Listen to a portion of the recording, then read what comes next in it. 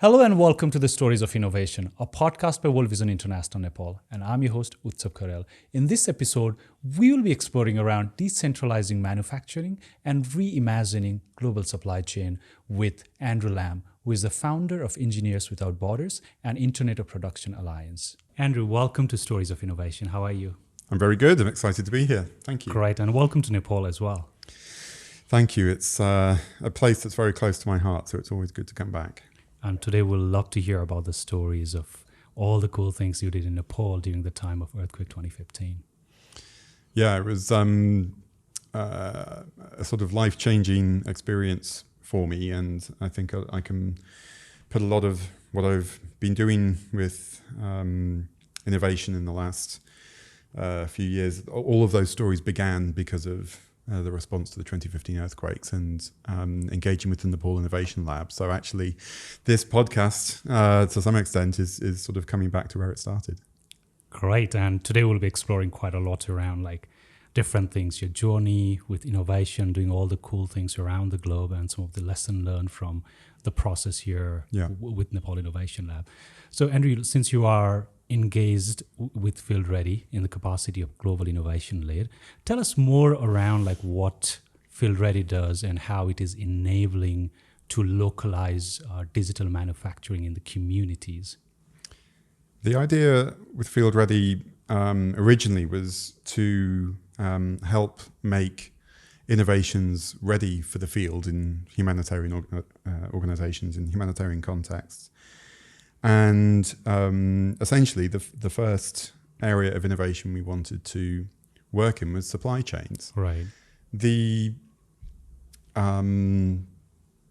transformation that we were seeking was the idea of moving from these very long, often very globalized traditional supply chains where aid is brought in after a crisis or in preparation for a crisis, if you're lucky, to come all over the planet and to arrive and then to be distributed to the communities. Right. Whereas what we wanted to do is to use decentralized manufacturing, new technologies like digital fabrication, technologies like 3D printing, as well as combining them with traditional techniques to be able to make the supplies in the communities themselves and to empower communities to make their own supplies and increase resilience.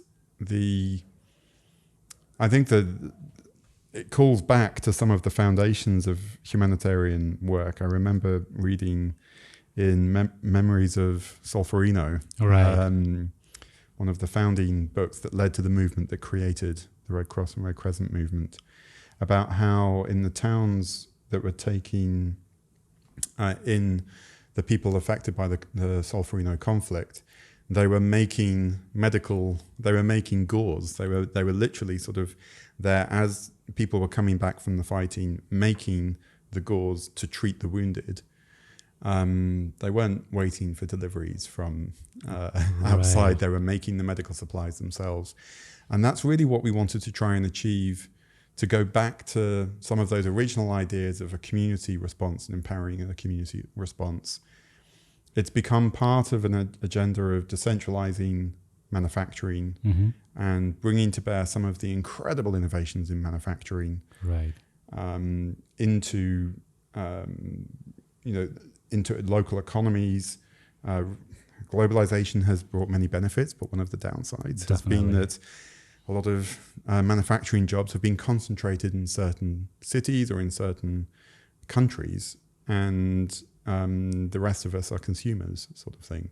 So part of what we're trying to do with decentralized manufacturing is empower people with the ability to create, and to not just create things, but to create a living.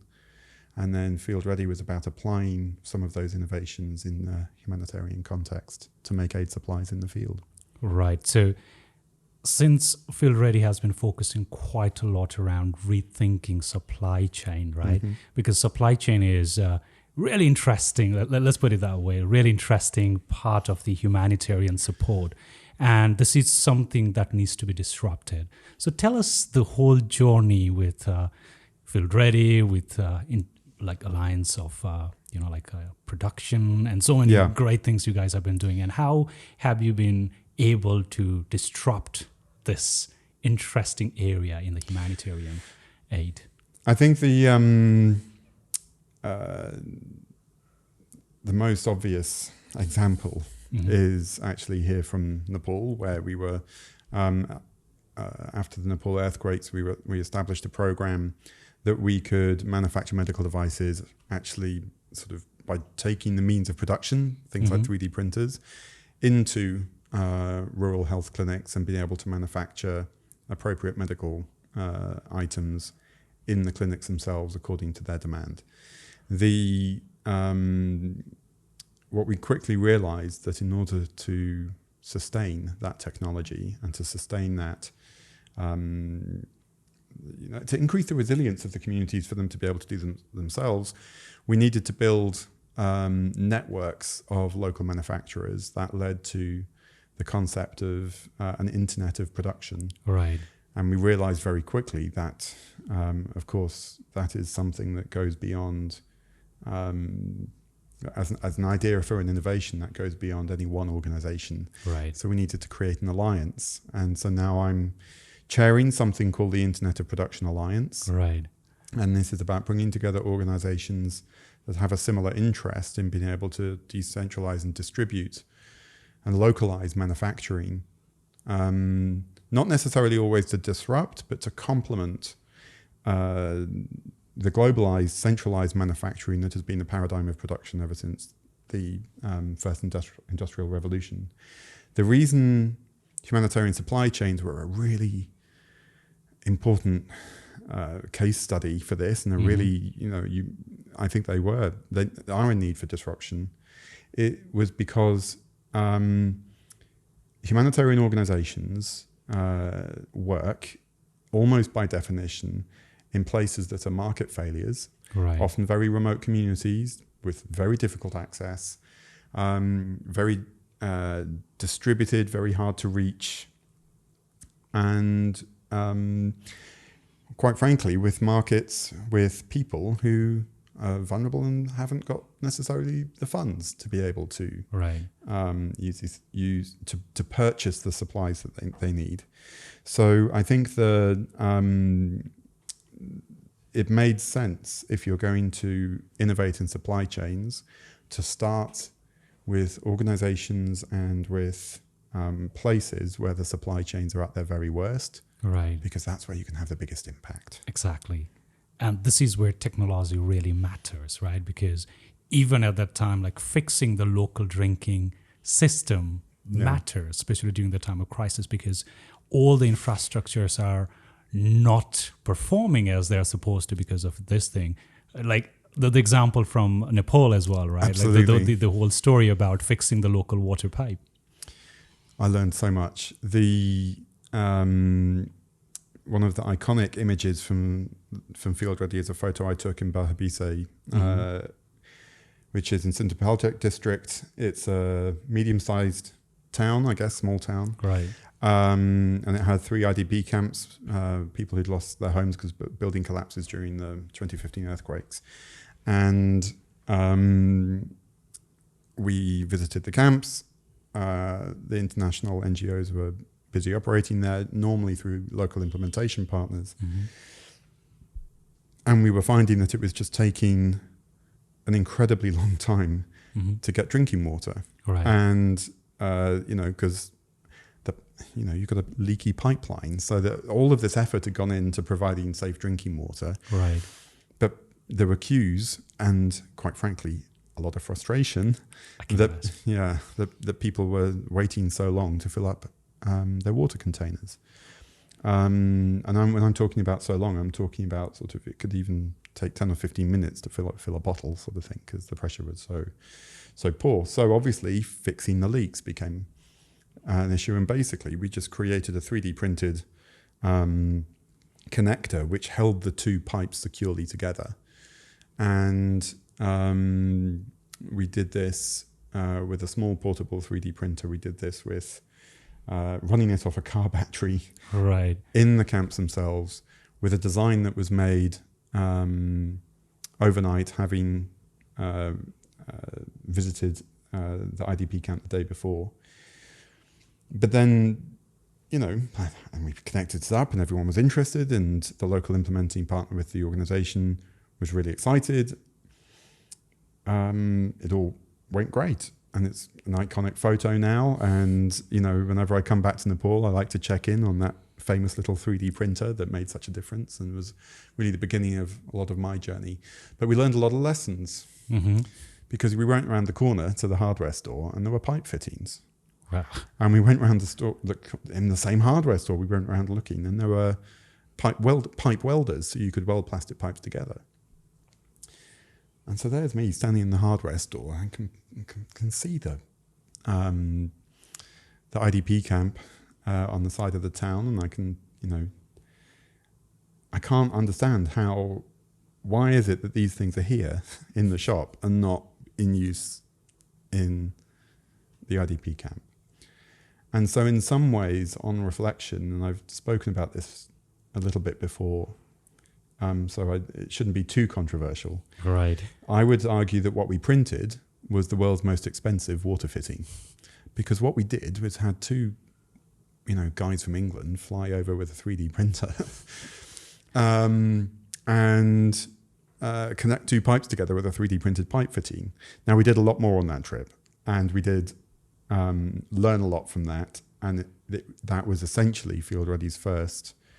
It led to Field Ready's first program with the Nepal Innovation Lab, an early partnership there, and then that led to more and more activities with World Vision. And I think Field Ready, with its decentralized production, positively impacted over 1 million people last year through locally manufacturing aid supplies. It led to a lot of good things, but it really was a really expensive water fitting. I think that is required, right? Because we need to learn from these processes. Sometimes we are so much carried away with our innovation, like for us, who try to innovate and also create an enabling environment for people to innovate as well. Yeah. That sometimes we do not think about something what already exists. And this is a really good lesson for everyone who are operating in this industry. I think the three parts of it. One, I very quickly responded to, try to figure out why the local implementing partner of a big international NGO wasn't able to buy the water fittings and the tools from the local hardware store. Right. And that proved to be a really interesting story about how it led me to learn a lot about how localization works within the humanitarian sector, or how it's actually been implemented. In the run-up to the World Humanitarian Summit, that was really interesting learning, and it's something I'm working on now through another initiative called the Local Procurement Learning Partnership. Mm-hmm. Then, in terms of that enabling environment, one of the things that we were able to do at that time was recruit, and I'd like, we've done this in many places, but we recruited an apprentice, an amazing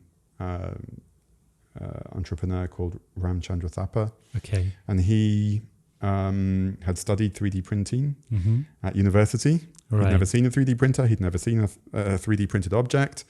He learned about 3D printing through YouTube when he was at university in India. And we took him on as an apprentice. I found him through online platforms and things here in Nepal. And he now, several years, he very quickly set up his own company. We were collaborating for a number of years. And essentially, if Field Ready was to do that kind of project again, right, we would not just use his company, Zena Technologies, but we would actually recruit and contract some of the people that he has trained to use these technologies that might have their own 3D printers. And we've had work with the Nepal Innovation Lab before, where we've been mapping digital fabrication capabilities across Nepal. Right. So rather than thinking about, again, supply chains of innovation coming in, we can look at the innovation capabilities that exist in this country now already that weren't necessarily there at the time of the 2015 earthquakes, and build a response on those local capabilities, which is one of the fundamental humanitarian principles. I think this is really great, because the other day I was talking to Max from Global Response Innovation Lab, and we've been talking around the matchmaking platform, where all the ecosystems are mapped so that the different actors are connected. So how do you see the role of partnership? Because earlier you were talking about Internet of Production Alliance, right? This is something pretty exciting because I was going through your website and it's all about enabling people with this cool technology. So anyone, anywhere around the world can participate in this cool way of producing new things. Yeah.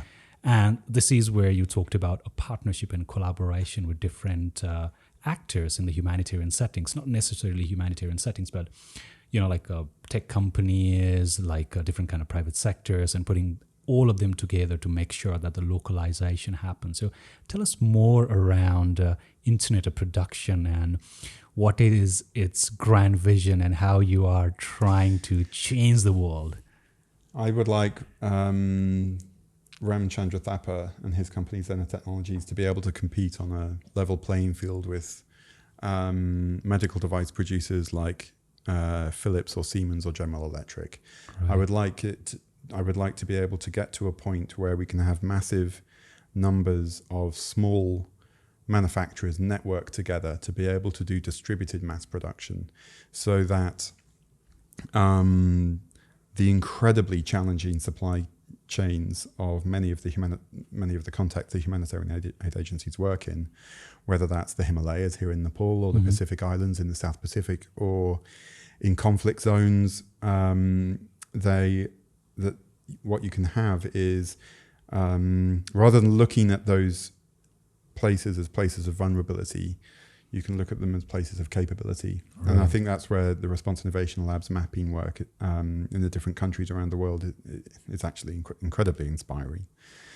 But the idea is with those, by forming partnerships between, say, the medical supplies division of the Ministry of Health, the local entrepreneurs that have the capabilities, the skills and machines, companies that are able to create platforms and services that allow for essentially shipping designs over the internet as opposed to shipping crystallized imagination in the form of products. Right. You can, there's an old quote about it's better to ship recipes than biscuits. It's easier to ship recipes than biscuits. Well, there's a lot of tech companies that are working on hardware design sharing platforms.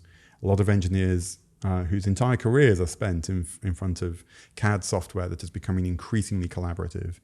And by bringing these sorts of elements together, along with ideas of circularity, of job creation, and quite frankly, of humanitarian impact, I think you're able to transition from a traditional paradigm of production, which is dependent on economies of scale, where to get your money back on your investment, right, you make the same thing over and over and over and over again, and you have to have supply chains to ship them to the markets.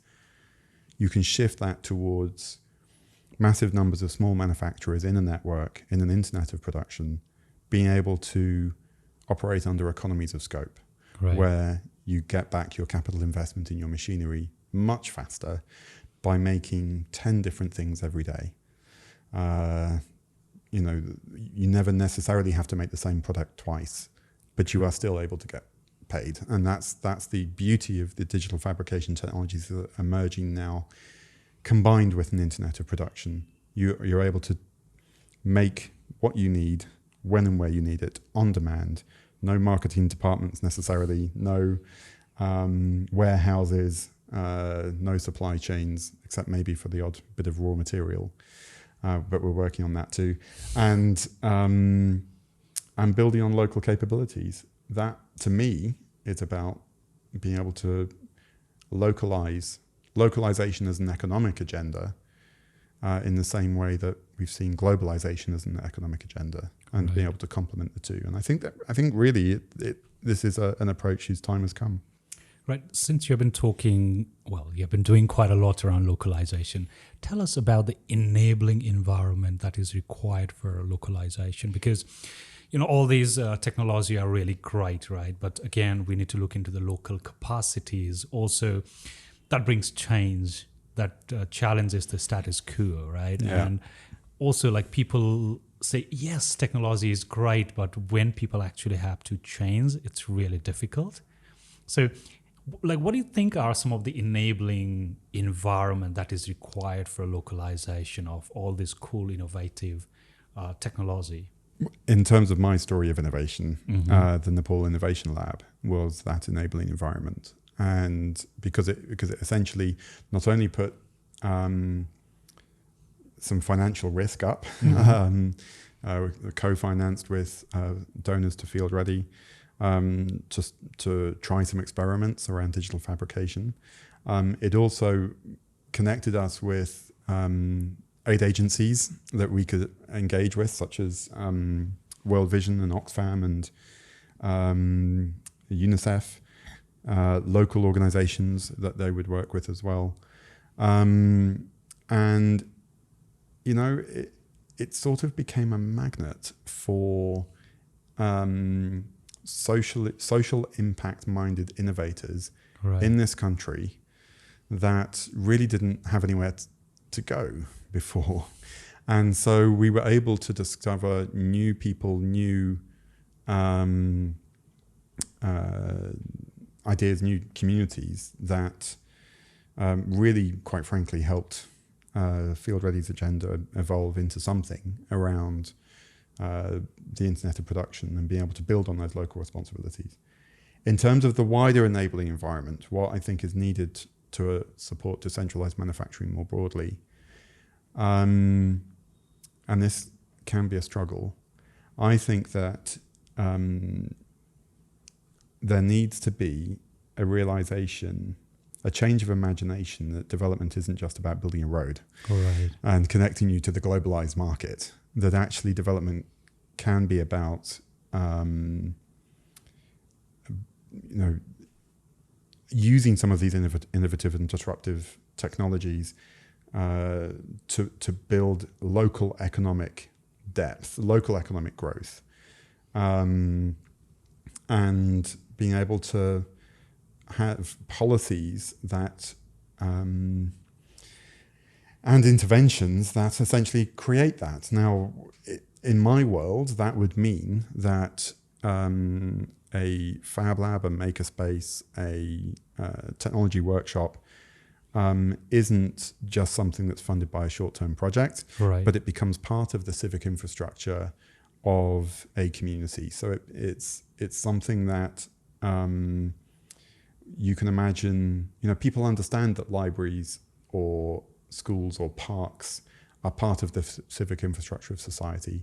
I would like to see fab labs, makerspaces, incubation facilities as part of that civic infrastructure as well. I'd like to see policies around the education of, with Ramchandra Thapa, the example I gave earlier, he was an apprentice to an international engineer called Abby Bush, and they will work together, and that was fantastic. It doesn't necessarily scale. We need to have a look at bringing some of these innovations into the classroom from a very early age. And I've seen that happen in many developed countries increasingly. I know lots of schools have 3D printers now. I'm just about seeing it in places like Bangladesh and to a certain extent Bhutan, helped by the fact that there are many engineers in the government at the highest levels in places like that. But I think trying to bring some of those innovative technologies, which are a recognition that the paradigm of production that we've had since the Industrial Revolution is going to be disrupted by the internet now. And that new paradigm of production is very much going to be localized, economies of scope, made on demand, Industry 4.0, just-in-time manufacturing, all of that stuff. There is a new paradigm of production. I'd like to see a lot of that work go on in education. The other part of it, the final part of it, I think, is we need to really reassess questions of quality control, quality assurance, warranties, consumer safety. Because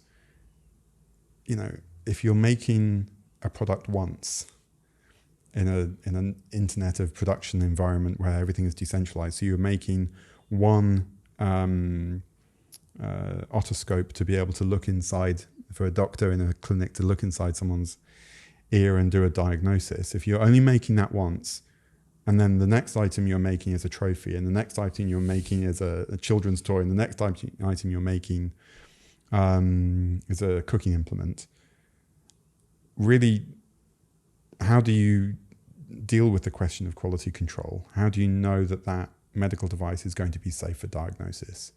And so I think there needs to be a future where we will have decentralized and distributed systems for quality assurance that can, and systems for insurance to local manufacturers and fab labs and maker spaces to be able to provide warranties, so that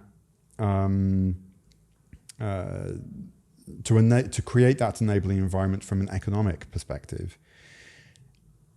We've done this before, and this is how the food industry works. Right. We have restaurant inspectors. We have food quality standards to meet that, and quite frankly, we have an active market in the food industry that that's only really the best quality stuff that perhaps makes it onto the shelves of the supermarkets or whatever. Right. So I think there's precedent set.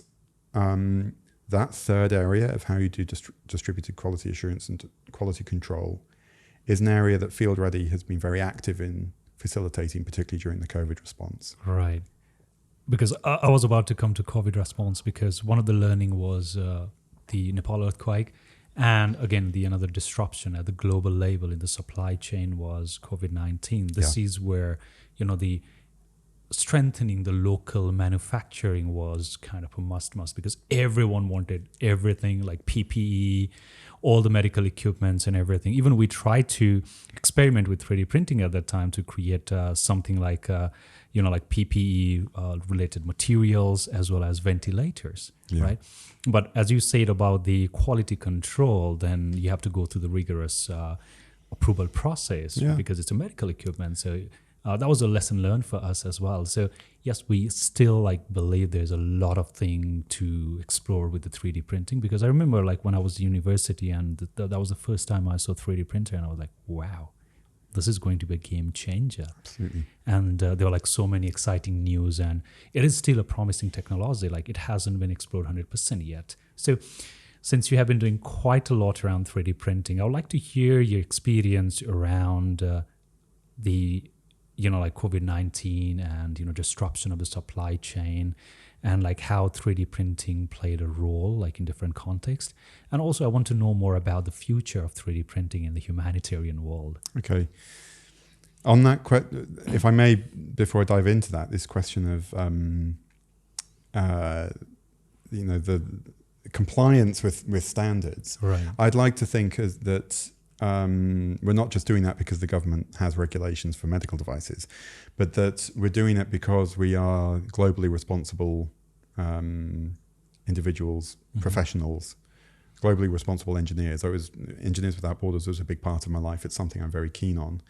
But the idea that the reason that we are making sure these medical devices are safe is because we have our own professional responsibility as individuals making things to make sure that what we're putting out into the world is safe and effective and appropriate, and not just being compliant with regulations. I think there are many innovators or ways of thinking that show regulations are needed because of failures in the system. Right. And I would really hope to for this not to be a regulation-driven innovation, but to be an ethically driven innovation. I think the 3D printing in the COVID response, it was just extraordinary to see all over the planet, in every country that I've been in touch with, different communities, people 3D printing face shields, and really for the first time, getting their 3D printers running day in, day out, not just doing one-off prototypes, not just as a learning tool, but actually doing production. And now you could argue, as I think I would as well, that 3D printing tens of thousands of identical products is not an ideal use of that technology. Absolutely. When you have mass production techniques and small-scale injection molding. But remember that all of the world's supply chains were failing. There was no other way to get face shields. And the citizens' response, people, schools, fab labs, maker spaces, including the one here in Nepal, but across Iraq and in Kenya and I mean all over my country, the UK, there with one particular group that comes to mind is 3D Crowd. I'm on the board of another group called Helpful Engineering, which is incubating lots of medical device, open hardware medical device initiatives that's inspired by the COVID response. It basically just, it sort of shifted what was previously the maker movement into a distributed production platform. There was nothing that really connected them together apart from common designs that were shared online, open hardware designs that were shared online, that and then people formed their own networks matching supply and demand. In terms of Field Ready's response, we didn't make a single thing. And I'm really proud of that. What we did was we networked together manufacturing capabilities that we had mapped locally with through a platform called Needs List, local needs that were identified. So we were actually able to match supply and demand. And Field Ready's job, to go to the quality assurance point I mentioned earlier, was to make sure that what was being made met the quality standards that the humanitarian sector needed, so that we could get these products into the hands of people affected by conflict. That was our focus. Frontline workers affected by conflict, who were also dealing with COVID-19 on top of it. So essentially, Field Ready's role became essentially a sort of intermediary, helping thousands of local manufacturers with cash flow. That was a big issue. Lots of aid agencies don't like to pay until 30 or 60 days after delivery. How is a local manufacturer supposed to pay for the materials, like the 3D printer filament? They often don't have that kind of cash in the bank to be able to, buy all the material to make things. To do the quality control, but to also help with that matchmaking. And I think in the future, now that we have this map of manufacturing capabilities to something called the Open Nowhere Data Standard, so you can know where to make things. And we have more and more platforms like Needs List that highlight local needs. We're able to match supply and demand more locally. And I'm really keen to make sure that that kind of approach goes beyond the COVID response. The COVID response had another effect, which was, oh no, this is going to sound terrible because I'm going to sound like really big-headed here and like I'm bitter, but kind of actually maybe I am, which is that for a long time, Field Ready was reaching out to the aid sector saying, we need to change the way we do supply chains in this sector. We need to map local manufacturers. We need to make things locally, blah, blah, blah. And it was a really hard sell. Then the COVID pandemic came along, and people I hadn't spoken to for years came back to me and said, that thing that you were talking about where you could make supplies locally and where you have these maps of where you can have things made locally. Have you got those handy? We could really do with that right now. So I sort of entered into a very smug mode. And I'm afraid to say at the time, I had to say, well, actually, no, because you never took that risk. You never invested in that innovation. I was asking you for money and you didn't fund it. So no, I haven't got those things, but let's make them together now. And we were able to do that quite quickly by mobilizing a really great team around the world. For 3D printing, where it goes next, the things that I think the humanitarian sector needs most, it needs to be more robust. Right. It needs to be, that 3D printers themselves need to be more robust. I think we need to see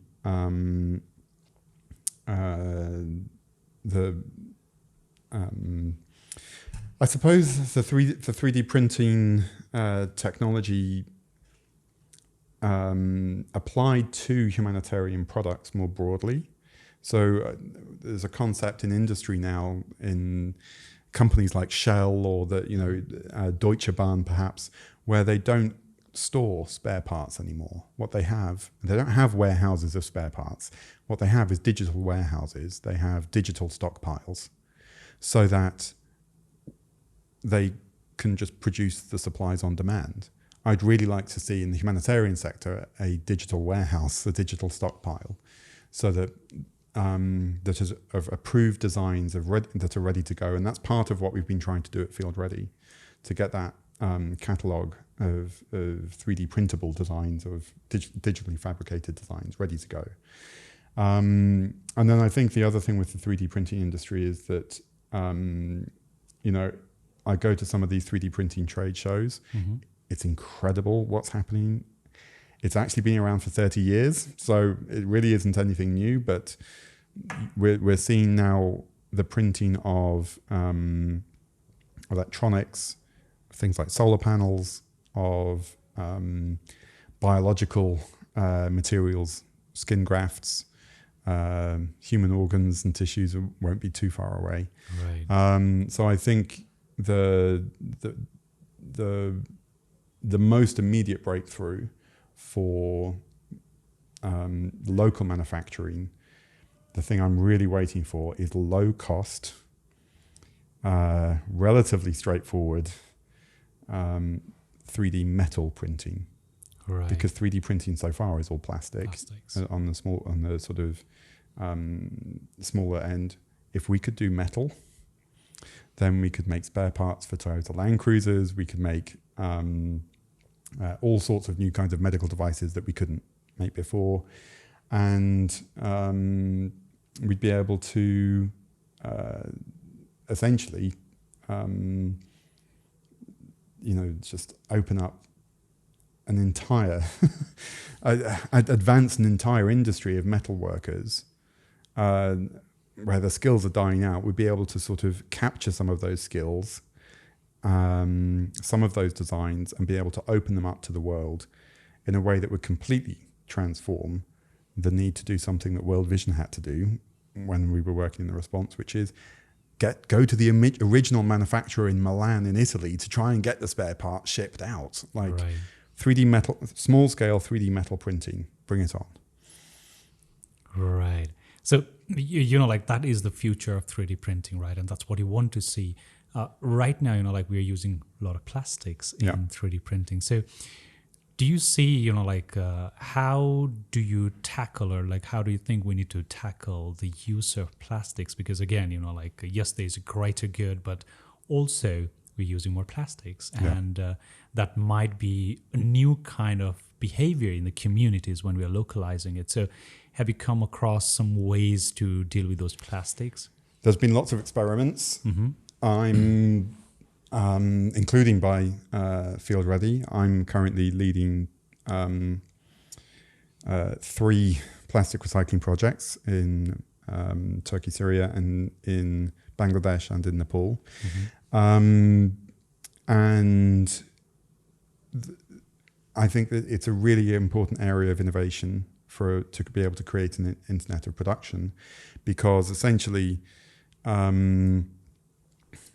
plastic is distributed now across the planet. It's a very viable localized raw material, right. Because you go to some of the villages. One of the villages I was visiting this week in the foothills of the Himalayas, near above Dading.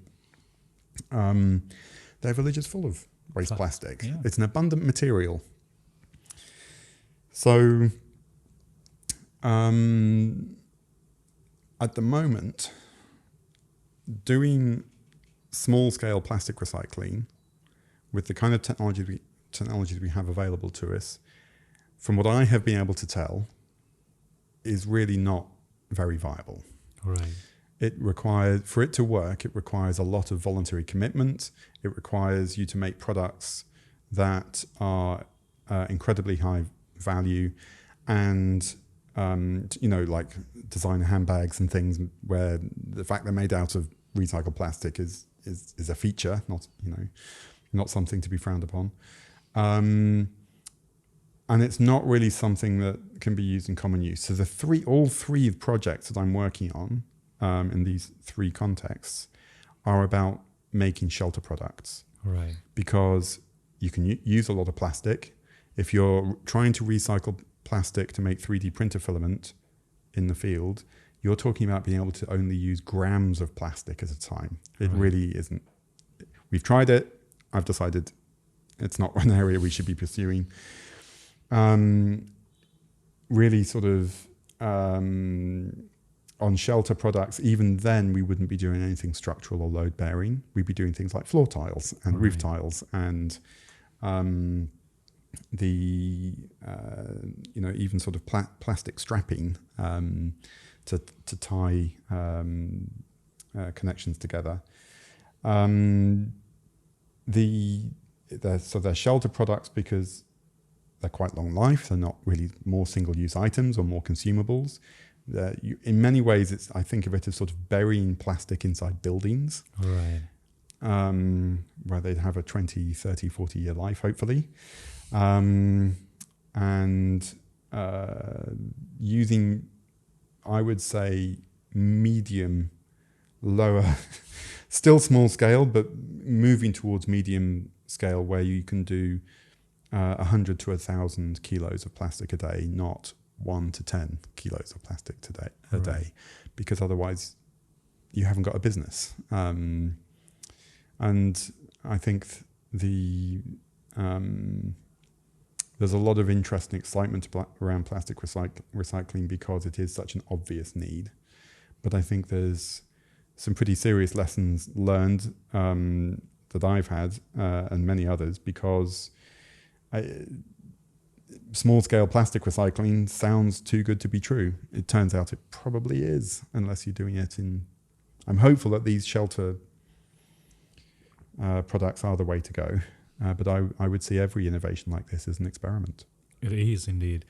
So now, since we have been talking quite a lot around 3D printing, I would like to know more about the thing what you started, Engineers Without Borders. Like how that came into existence. What is the backstory behind it and what it is doing right now? Because I can hear from a lot of engineers in the humanitarian sector, I'm associated with Engineers Without Borders, and there are so many cool things happening. So tell us more, like how it all started. And when I got involved in the UK with a nascent student group, student society called Engineers Without Borders, it was sort of driven by the fact that the MDGs had just been launched. Right. This was around 2001, 2002.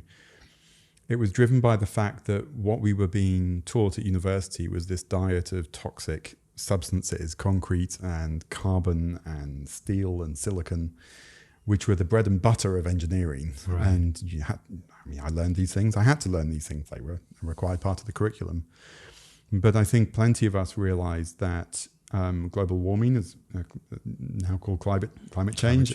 The environmental issues, and then the development issues that we were all hearing about, the rising inequality and poverty, really led to this movement that engineers shouldn't just be working for, quite frankly, the richest 10 or even 1% of the world's population. Right.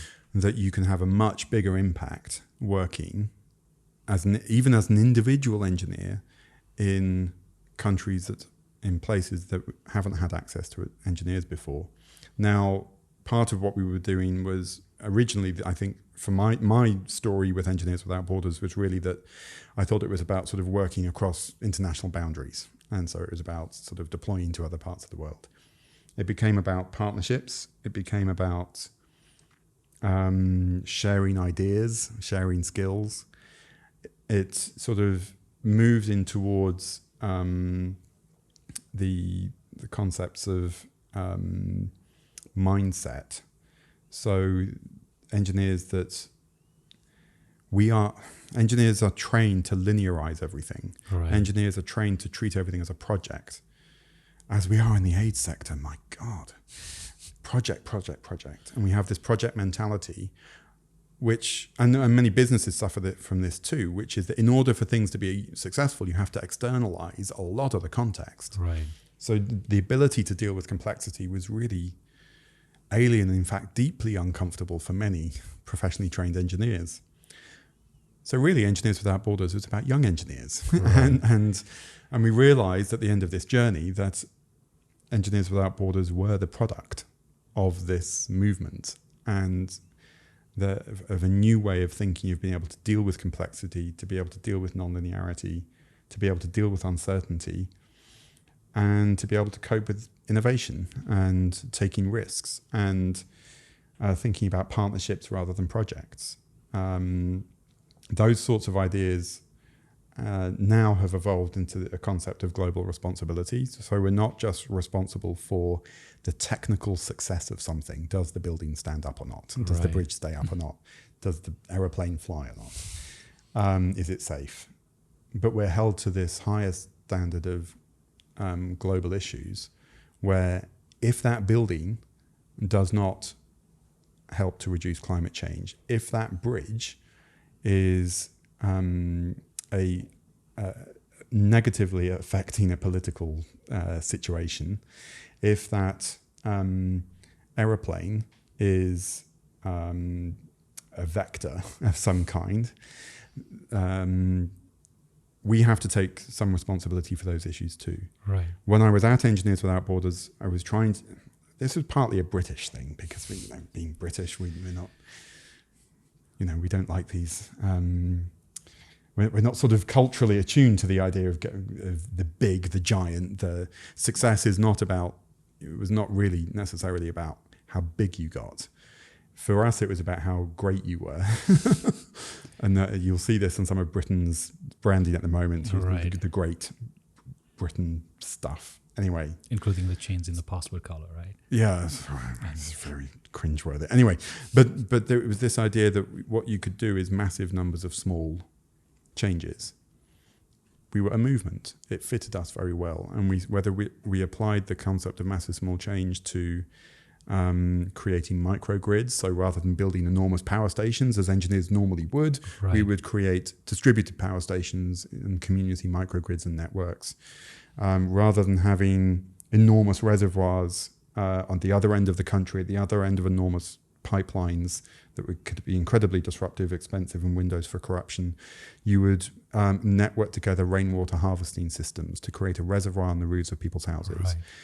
And slum networking was a very inspiring thing for me, where rather than having enormous urban drainage systems and sewerage systems going to centralized sewage plants, you would have distributed systems around slums with reed bed treatment works essentially distributed around the slums to treat the water before it even enters any sewer system. So Engineers Without Borders helped me think about distributed systems in that sense. We had many engineering education interventions which I learned from, which we found to be more successful if they were distributed and decentralized rather than command and control type approach. I'm now trying to apply that to manufacturing. So that's massive small change with a business model, maybe. Right. So since we have been talking quite a lot around the theme of innovation itself, this is something I ask everyone because I think it's out of my personal curiosity. Like, how do you define innovation? Like, what is innovation for you? For me, it's about... For me personally, it's about a reaction to anger that the way the world is has to change. Right. And it's actually, I am not a humanitarian that's motivated by love of humanity. I'm very much motivated by anger about the way the systems are, the way inequality is, the way that, quite frankly, I can have such incredible privilege. And it is such an effort to share some of that privilege with other people, including not least my engineering qualifications. And I'm on the board of an organization called Apropedia, which I've been involved in for a long time, which was about trying to open up know-how, share know-how about how to make some of these appropriate technologies. It's a wonderful wiki, apropedia.org. that was part of sort of the anger that what I was learning at university were in these incredibly expensive textbooks that were in these they're all with sort of copyrights on them that you couldn't share them. Right. The other thing for innovation, I suppose, is with Field Ready in the humanitarian system, we kept it really simple. It was about cheaper, better, faster. Mm-hmm. And we were trying to get all three. You're lucky if you can, but making something locally is cheaper often because you're not paying for a supply chain. Right. Even if the product is double in price, humanitarian supply chains can be incredibly expensive, particularly for one-offs like spare parts. You can make it faster. And we've cut delivery times down. We've just published a report on this in the response in Syria. We've cut delivery times down for repairing medical devices there by 50%. So you can help more people more quickly. If it's cheaper, you can help more people. If it's faster, you can do it more quickly. You reduce suffering. And better is more subjective. I would argue things can be objectively better because, in South Sudan, my colleague Ben Savanen literally 3D printed a plug for a water pump that kept blowing off into the river, and then the water pump was rendered useless, which stopped the drilling rig operation. All he did was create a 3D replacement and put an extra bit of loop onto it so you could tie it to a string so that when it popped off, you didn't lose it in the river and you could keep drilling. Improve it so that, individual improvements to particular technologies, but it can also be better because you're creating local jobs, because you're improving resilience, because you are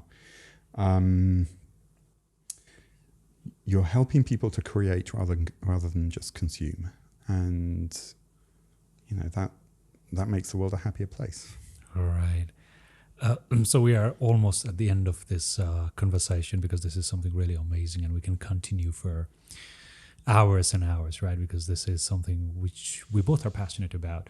Tell us more around the sustainability of these emerging technologies, right? Because this is incredible to us, and we know it works. And at first, people get super excited. Wow, this is the technology. And we are bringing this technology not in a commercial sector, right? Yeah. We are bringing in a crisis-facing sector most of the time, with the people who are less privileged. And we want to sustain, we want to empower people. But how does that happen? What do you think? Like, how can we sustain these cool technologies? This is something that I'm finding very hard at the moment, because it feels like I've got lots of plates spinning, or and by plates I mean projects. I'm trying to work on building this system, but I'm doing it through 8 different projects, 10 different organizations, right, alliances, all of this. My answer to this question is, at the moment, is that I think the innovation of decentralized manufacturing will sustain itself when the internet of production really exists.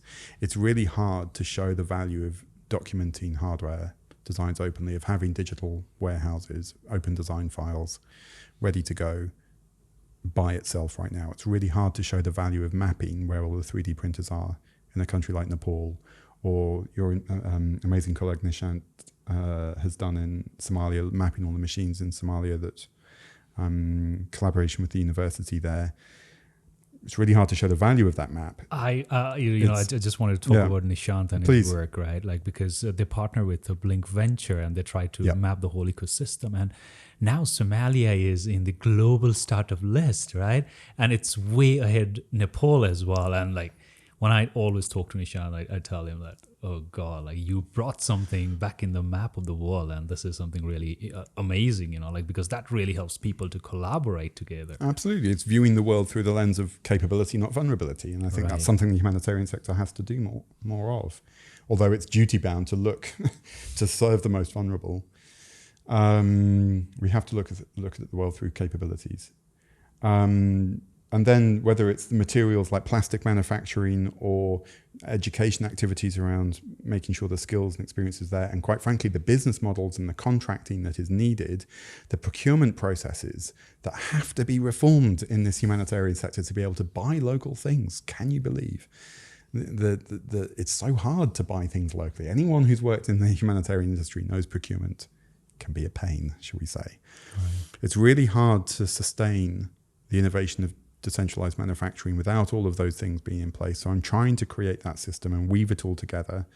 And the only way to do that is to do what my wife describes as swanning about and chatting to people. Which is literally what I do at the moment, which is sort of trying to keep all of these different projects going, trying to make connections. So I think the shorthand answer to your question is the way we sustain these things is to build networks. But every network needs a hub, needs a series of hubs.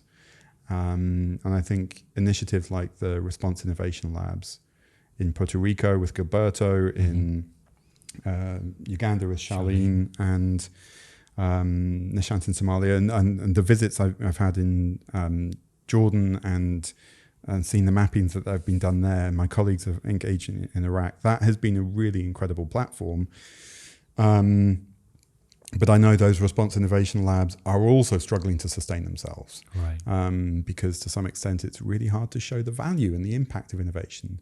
So a lesson I've learned recently is really to make sure that we are conducting independent academic research into the value of things like decentralized manufacturing, and some of the reports that Field Ready has been putting out or will be putting out, particularly around its work in Syria and its work on the COVID response, should really help with that. So networks like yours really help with that sustainability, but we also need that intellectual backup as well to literally, if all we can fall back on is we know it is better, we have proven it is better, then actually our anger at the way the systems are should be able to carry us through, because I'm not going to be less angry and wanting to be less of an innovator because the system hasn't changed yet, when I know it's better to do it this other way.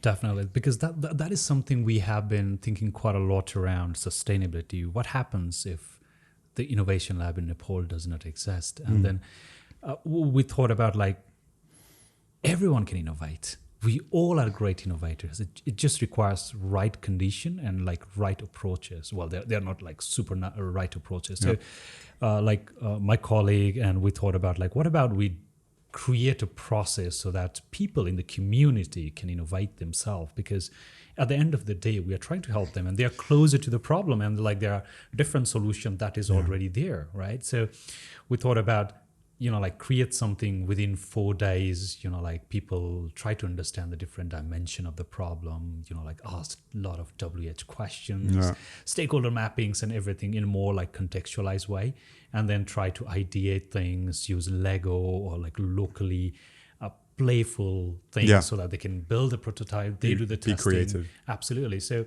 that's why, like, we think, like these innovation tools and techniques needs to be with the community so that they understand the problem. Yeah. They have the solution. We are just here to facilitate. And, what could be better than building a humanitarian response on those local capabilities, building those networks. Definitely. So let's keep thinking about localizing. And I wish you all the very best for your new venture as well. The Internet of Production, Yes, and I'm really excited to, follow you on your new venture. And I'm sure, like, there's so many cool things happening and all those great changes taking place. So thanks so much for your time. Really appreciate it. And thank you for all the insights and wisdom. Thanks for the questions. Oh, absolute pleasure. Take care. Thank you. Thanks.